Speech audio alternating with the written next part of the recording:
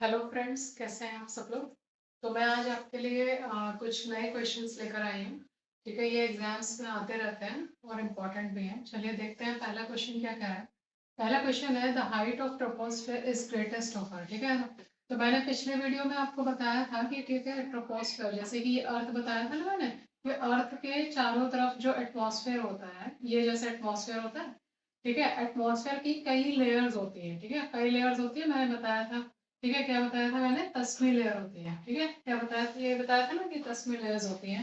10वीं का मतलब क्या था, पहली लेयर का नाम क्या था, ट्रोपोस्फेयर था। ठीक है, क्या नाम था, ट्रोपोस्फेयर। उसके बाद था स्ट्रेटोस्फेयर, फिर मीजोस्फेयर था, एक्सोस्फेयर, आयनोस्फेयर था। मतलब पहले आयनोस्फेयर, फिर उसके बाद ये एक्सोस्फेयर। ठीक है, अब ये पहली लेयर जो है ना, ये ट्रोपोस्फेयर है। ठीक है, तो इसका क्वेश्चन ये कह रहा है कि ट्रोपोस्फेयर सबसे ज्यादा मोटी कहाँ होती है, इस ग्रेटेस्ट ओवर पूछा गया है क्वेश्चन में। ठीक है, क्या पूछा गया है, ग्रेटेस्ट ओवर पूछा गया है। तो ये पूछा है ना। तो कहाँ होगी, अब पहले ये जान लेते हैं कि अर्थ में क्या होता है। अर्थ में हमने देखा है कि ये क्या है ना, यहाँ पे ये क्या है, ये इक्वेटर है। ये सब जान रहे हैं, ये इक्वेटर है। और यहाँ पे ये क्या चीज है ना, ये पोल्स है। ठीक है ना, पोल है मतलब यानी कि 90 डिग्री। ये कैसा प्लेस रहता है, ये वेरी कोल्ड रहता है। ठीक है ना, कोल्ड प्लेस रहता है। और ये क्या रहता है, ये हॉट प्लेस रहता है। अब ये कोई चीज जब गर्म होती है तो ऐसे में होता क्या है, ठीक है, हवा जो होती है ना, गर्म होके एक्सपेंड होती है। एक्सपेंड होती है तो इसका मतलब वो क्या होगी, वो ऊपर की तरफ उठती है। ठीक है, एक्सपेंड होती है, चौड़ी होती है ना, ऊपर जाती है फिर। ठीक है, तो वार्म एयर जो होती है ना, वो क्या होती है ना, वो लाइट एयर हो जाती है। क्या होती है, वो लाइट एयर हो जाती है। और वो क्या करती है, वो एक्सपेंड करती है। एक्सपेंड करके वो क्या कहाँ जाती है, वो अपर साइड में चली जाती है, जिसकी वजह से इसकी जो वो होती है, हाइट होती है ना, वो क्या होता हो जाती है, वो ज्यादा हो जाती है। तो उसने यही पूछा है कि कहाँ पे ज्यादा होगी, पोल्स पे होगी, इक्वेटर पे होगी, मिड लैटिट्यूड पे, या ओशियंस पे। ठीक है, तो ये तो दोनों ऑप्शंस बेकार है, इनका तो कोई यूज नहीं है।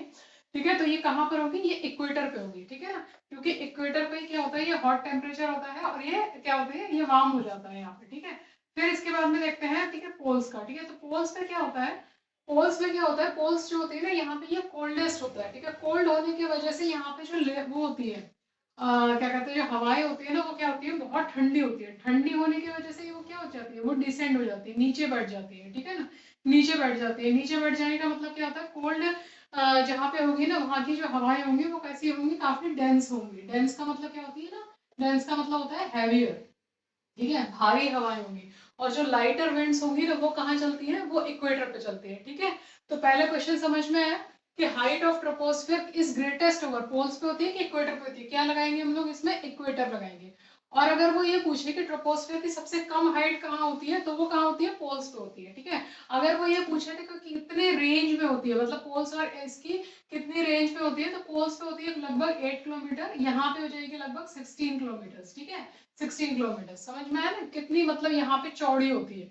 ये एक्सपेंड करती है लगभग, यहाँ पे 16 किलोमीटर की लेयर हो जाती है, और यहाँ पे कितनी होती है, 8 किलोमीटर की लेयर होती है। ठीक है, समझ में आ गया पहला क्वेश्चन।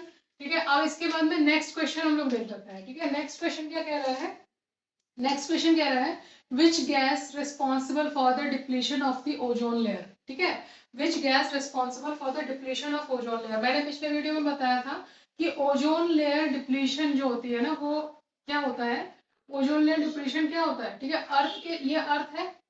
ठीक है, इसके चारों तरफ स्ट्रेटोस्फेयर में, स्ट्रेटोस्फेयर में कौन सी लेयर होती है, स्ट्रेटोस्फेयर में एक ओजोनोस्फेयर होती है। ठीक है, ओजोन जो है ना, क्या कर लेती है, इसको अर्थ तक रीच करने से पहले ही यहाँ पे ये रोक देता है।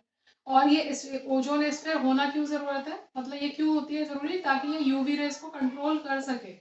ठीक है, अल्ट्रावायलेट रेस ताकि अर्थ तक ना पहुंच सके। ठीक है, अल्ट्रावायलेट रेस अगर पहुंचेगा तो बहुत सारी डिजीजेस हो जाएंगी, एनिमल्स वगैरह सब लोग, सर्वाइवल जो होगा सबका खत्म हो जाएगा अगर डायरेक्ट लेयर पहुंचती है। ठीक है, अब वो ये पूछ रहे हैं कि ओजोन लेयर डिप्लीशन होता किसके वजह से है। अब देखो इसमें कंफ्यूजन क्या होता है, कई बच्चे क्या करेंगे, ओजोन लेयर डिप्लीशन देख के ना क्या मार देंगे, कार्बन डाइऑक्साइड मार देंगे या मीथेन मार देंगे। क्यों क्या करेंगे ऐसा, क्योंकि वो लोग कंफ्यूज हो जाएंगे कि ये लगता है शायद ग्रीन हाउस गैस पूछ रहा है, लेकिन ये ग्रीन हाउस गैस है। ठीक है, कार्बन डाइऑक्साइड मीथेन जो है ना, ये क्या है, ये ग्रीन हाउस गैसेज है। ठीक है, और ओजोन लेयर डिप्लीशन, ठीक है, किसकी वजह से होता है, ये अलग चीज पूछ रहा है वो।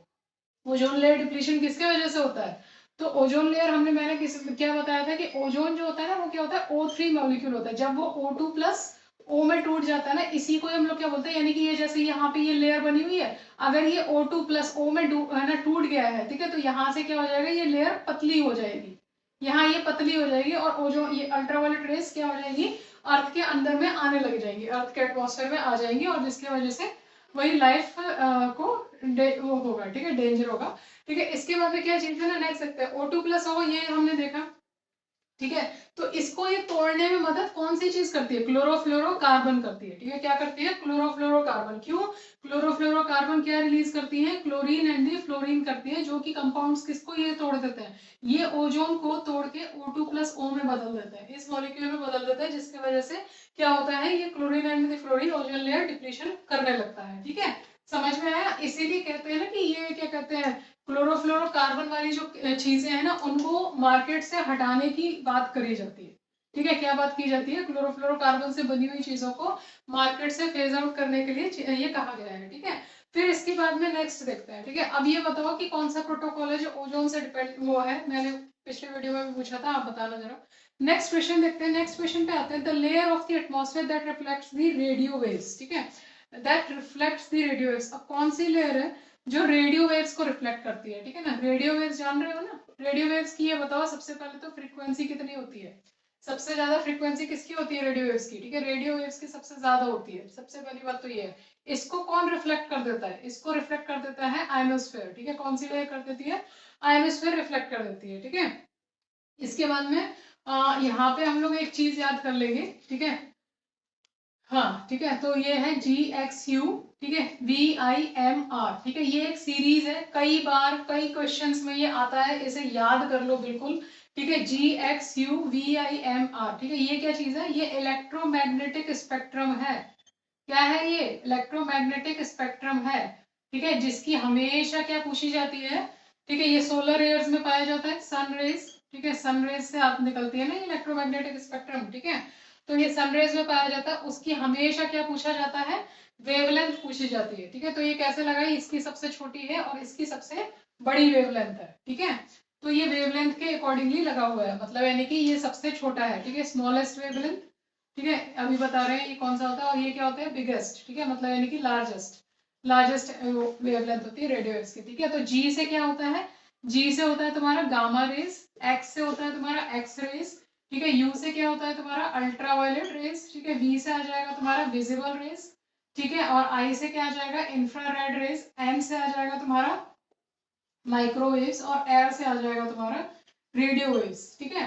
तो क्या आ जाएगा, रेडियो वेव्स आ जाएगा, ठीक है। तो ये इस तरीके से लगा हुआ है, इसको इसी तरीके से रट लेना है, ठीक है। GXU VIMR, ठीक है, कई बार आता है ये वेवलेंथ लगाने के लिए। इसके बाद नेक्स्ट क्वेश्चन देखते हैं, नेक्स्ट क्वेश्चन क्या कह रहा है, नेक्स्ट क्वेश्चन कह रहा है, अगर वो ये पूछ एटमॉस्फेरिक लेयर कौन सी हॉटेस्ट होती है, ठीक है। तो कौन सी हॉटेस्ट होती है एटमॉस्फेरिक लेयर, सबसे ऊपर वाली जो होती है ना, वो सबसे हॉटेस्ट लेयर होती है, ठीक है। थर्मोस्फेयर, थर्मोस्फेयर क्या हो जाएगी, सबसे क्या होती है, ये हॉटेस्ट लेयर होती है, ठीक है, सबसे हॉटेस्ट लेयर मानी जाती है, क्योंकि यहाँ पे जो गैसेस होती है वो बहुत जो मतलब यानी कि बहुत दूर दूर होते हैं, इसके जो पार्टिकल्स होते हैं ना बहुत दूर दूर होते हैं, बहुत रेरिफाइड टाइप के होती है, ठीक है, अलग अलग तरीके से, ठीक है। फिर इसके बाद मतलब यानी कि नेब्यूला टाइप का समझ लो, ठीक है। और इसके बाद अगर वो ये पूछे कि कौन सी सबसे कोल्डेस्ट लेयर होती है, ये भी मैंने बताया था, ये मीजोस्फेयर होती है, सबसे कोल्डेस्ट अगर पूछेगा तो कौन सी होती है, मीजोस्फेयर होती है। अगर वो ये पूछे कि मेटियोर से सबसे ज्यादा, मेटियोर्स जो है ना कहाँ पे ब्रेक डाउन होते हैं या फिर बर्न अप होते हैं, मतलब यानी कि जल जाना, ठीक है, बर्न अप होते हैं, वो कहाँ होता है, वो भी मेसोस्फेयर में ही होता है, ठीक है। कहाँ पे होता है, ये मेसोस्फेयर में ही होता है, ठीक है। समझ में आया। अब इसके बाद में हम लोग एक नेक्स्ट इंपॉर्टेंट क्वेश्चन लेंगे, ईस्टर्ली विंड्स वाला, ठीक है, मतलब विंड्स वाला, ठीक है। तो इसमें क्या होता है, पहला ये असर्शन रीजन का क्वेश्चन है, जो कि ज्यादातर बच्चे ज्यादातर इसमें कंफ्यूज हो जाते हैं असर्शन रीजन में, ठीक है। असर्शन और रीजन, इसका मतलब ये होता है ना कि जो लाइन ऊपर कही जा रही है क्या उसका रीजन इससे मैच करता होता है, ठीक है। और दूसरा इसमें दो क्वेश्चन इन्वॉल्व होते हैं कि ये वाला और ये वाला क्या दोनों स्टेटमेंट सही है, ठीक है। इस तरीके से इसके ऑप्शंस बनाए जाते हैं, ठीक है। तो पहला इस ये कह क्या रहा है असर्शन रीजन में, पहला ये कह रहा है trade winds are the easterly winds. अब बताओ ये ट्रेड विंड्स ईस्टर्ली विंड्स होती हैं, ये सही है, ठीक है। पहले हम देखते हैं कि ईस्टर्ली विंड्स कौन सी होती है, जल्दी बताओ फटाफट से, ईस्टर्ली विंड्स कौन सी होती हैं। ये क्या है, इक्वेटर है, ठीक है, इक्वेटर है। और ईस्टर्ली विंड्स किस तरीके से चलती है, ठीक है ना, 30 डिग्री लैटिट्यूड, ये आ गया 30 डिग्री, ठीक है। ईस्टर्ली विंड्स कहाँ से चलती है, जल्दी, वो ट्रेड विंड्स कहाँ से चलती है, ट्रेड विंड्स चलती हैं ईस्ट से वेस्ट, तभी इसको ये बोला जाता है, ठीक है। अब क्वेश्चन ये रीजन बता रहा है ईस्टर्ली विंड्स, ठीक है, flow from the west to the east, ठीक है। तो क्या ईस्टर्ली विंड्स है ना वेस्ट टू ईस्ट चलती हैं? नहीं। अगर वो ईस्टर्ली विंड्स बोल रहा है, ठीक है, ईस्टर्ली विंड्स बोल रहा है, तो ईस्टर्ली का मतलब ये होता है कि ईस्ट से वेस्ट की तरफ चलना, ठीक है। अगर वो यहाँ पे मान लो वेस्टर्ली विंड्स बोले तो इसका मतलब ये होता है कि वेस्ट टू ईस्ट चलना। समझ में आ रहा है? ठीक है ना, ये चीज होती है, ठीक है। वेस्टर्ली विंड का मतलब क्या होता है? वेस्ट टू ईस्ट चलना, ठीक है। और ट्रेड विंड्स लेकिन कैसी होती है? ईस्ट टू वेस्ट होती है। लेकिन वो ये बोल रहा है कि ईस्टर्ली विंड्स का मतलब ये होता है कि from the west to east. तो ये क्या हो जाएगा? ये गलत हो जाएगा। ईस्टर्ली विंड्स का पहले ये स्टेटमेंट ही गलत है, ठीक है। तो ये स्टेटमेंट ही गलत है, तो इसका क्या आ जाएगा ऑप्शन में? सी आंसर आ जाएगा, ठीक है, कि A is correct but R is wrong, ठीक है। इसके बाद में अब ये बताओ कि क्या कहते हैं ना, ये प्लैनेटरी विंड्स कौन सी होती है? कौन सी होती है जो कि प्लैनेटरी विंड्स होती है? जल्दी बताओ। प्लैनेटरी विंड्स वो होती हैं जो एक ही डायरेक्शन में पूरे साल भर चलती जाती हैं, ठीक है। मतलब यानी कि सीधी सादी विंड समझ लो, जो एक ही डायरेक्शन में चलेंगी, ठीक है। जैसे कि अगर मान लो ट्रेड विंड्स हैं, ठीक है, ट्रेड विंड्स हमेशा साल भर कैसी चलेगी? ईस्ट टू वेस्ट ही चलेगी, मतलब यानी कि ये ईस्टर्ली ही होती है, ठीक है। तो ये हो गया। तो ये होती है तुम्हारी ईस्टर्ली विंड्स, ये वाली, ठीक है। यहाँ पे कौन सी होती है? ये होती है तुम्हारी ईस्टर्ली विंड्स, ठीक है। उसके ऊपर कौन सी चल रही है? ये आती है तुम्हारी वेस्टर्ली विंड्स बोलते हैं इसे, ठीक है। वेस्टर्ली विंड्स कहाँ से कहाँ चलती है, ठीक है। ये चलती है तुम्हारी वेस्ट टू ईस्ट चलती है, ठीक है। ये होती है तुम्हारी वेस्ट टू ईस्ट, ठीक है, इस तरीके से, ठीक है। तभी पूछा जाता है ना कि जैसे कि ये जो यूरोप वाला, नॉर्दर्न यूरोप वाला जो है वो किस क्लाइमेट में आता है, ठीक है। तो ये किस क्लाइमेट के अंडर में आता है? नॉर्थ अमेरिका, यूरोप वगैरह अगर पूछा जाएगा कि किस क्लाइमेट के अंडर में आता है, तो ये किस में आता है? ये वेस्टर्ली विंड्स के अंडर में आता है, ठीक है। वेस्टर्ली विंड्स के अंडर में। और वेस्टर्ली विंड्स किस क्लाइमेट को जनरेट करती है? Waste European type of the climate को जनरेट करती है, ठीक है ना। तो ये पूछा जाता है। इसके बाद नेक्स्ट बताओ, ये जो पोलर वाला है ना, ये कैसे चलती है? पोलर पोलर ईस्टर्ली विंड्स चलती है। कैसे चलती है ये? पोलर ईस्टर्ली विंड्स इस तरीके से चलती है। समझ में आ रहा है? तो यानी कि ये वाली ईस्टर्ली, फिर ये इस तरीके से वेस्ट, फिर ये आ जाएगा इस तरीके से, ये उल्टा, मतलब इस तरीके के डायरेक्शन में ये चलता है, ठीक है। ये इस तरफ, ये इस तरफ और ये इस तरफ। समझ में आ गया? ठीक है। अब इसके बाद नेक्स्ट देखते हैं, ठीक है। तो हमने ये कर लिया प्लैनेटरी विंड्स। अब ये बताओ कि क्या कहते हैं, क्या कहते हैं, ये मॉनसून विंड्स किस तरीके की होती है? मॉनसून विंड्स किस तरीके की होती है? मॉनसून विंड्स होती हैं जो कि साल में 2 बार डायरेक्शन बदलती है, जैसे कि जो कि इंडिया में चलती है, ठीक है। India, South East Asia, Indonesia, इन सब जगहों पे थोड़ा बहुत मानसून जो वगैरह चलता है ना, वो उसके बारे में बात हो रही है। तो मॉनसून विंड्स क्या होती है? जो कि साल भर में ट्वाइस चेंज होती है, ठीक है। तो हमने पता है ये तो साउथ वेस्ट एक डायरेक्शन, और दूसरा क्या आता है? North east direction. ये तो सबको पता होगा। नॉर्थ ईस्ट को ही हम लोग क्या बोलते हैं? रिट्रीटिंग मानसून बोलते हैं। क्या बोलते हैं हम लोग? Retreating monsoon. रिट्रीटिंग मानसून का मतलब होता है पीछे की तरफ हटता हुआ। समझ में आया?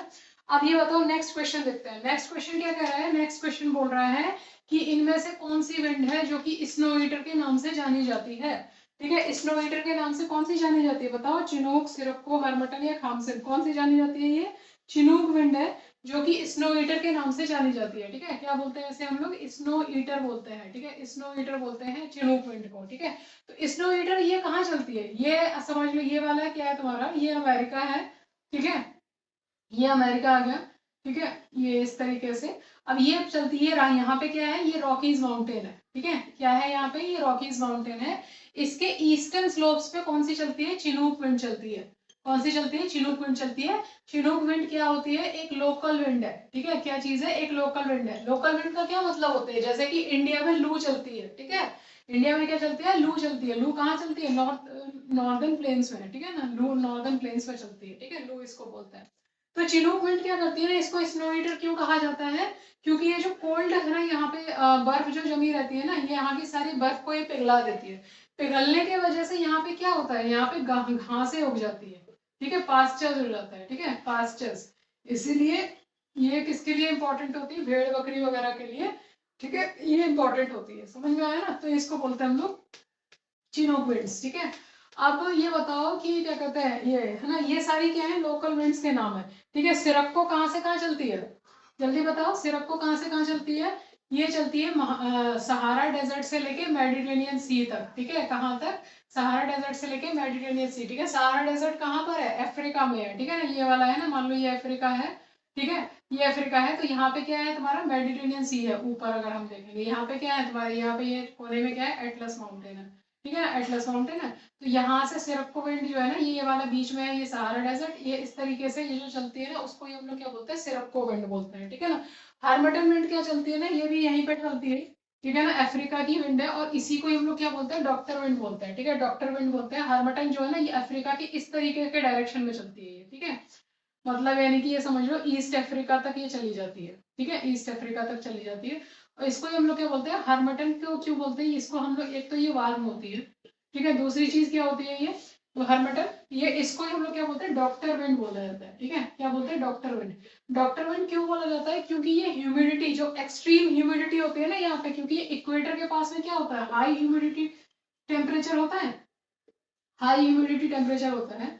तो यहाँ पे ना रहना बर्दाश्त नहीं कर सकते, क्योंकि हाई टेम्परेचर और हाई ह्यूमिडिटी कंडीशन काफी अच्छी नहीं होती है, बहुत मतलब यानी कि और यहाँ पे क्योंकि टर्माइट्स वगैरह बहुत ज्यादा, कीड़े वीड़े बहुत ज्यादा हो जाते हैं। ठीक है, ऐसी कंडीशन में तो यहाँ पे ह्यूमन सर्वाइवल थोड़ा सा मुश्किल होता है इक्वेटर के पास में। ठीक है, तो यहाँ पे ये जो विंड है ना, ये क्या करती है, ये जो ह्यूमिडिटी है ना, इसको लैप्स कर देती है, मतलब यानी कि कम कर देती है, खत्म सा लगभग कम कर देती है, जिसके वजह से यहाँ पे क्या होता है ना, थोड़ा सा रिलीफ मिल जाता है लोगों को रहने का। ठीक है, तो इसलिए इसको हम लोग क्या बोलते हैं, डॉक्टर विंड बोला जाता है। समझ में आया ना, डॉक्टर विंड क्यों बोला जाता है इसको। अब एक और विंड है खामसिन। ठीक है, खामसिन विंड भी कहाँ चलती है ये, खामसिन विंड जो है ना, ये खामसिन विंड जो है, ये कहाँ चलती है, ये इजिप्ट में चलती है, एग्जैक्टली इजिप्ट में। ठीक है, क्या लगाएंगे, एग्जैक्टली इजिप्ट में ये चलती है।